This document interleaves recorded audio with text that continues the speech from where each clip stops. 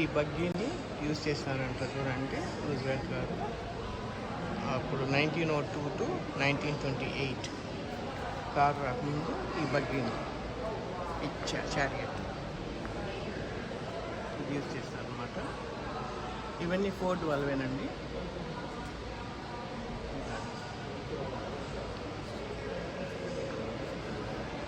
చూసారు కదా, అప్పుడు ఇది యూజ్ చేసేవాళ్ళు కార్. ఇది అప్పుడు స్కూల్ బస్ అండి, 1927లో బిల్డ్ చేసింది ఇది స్కూల్ బస్.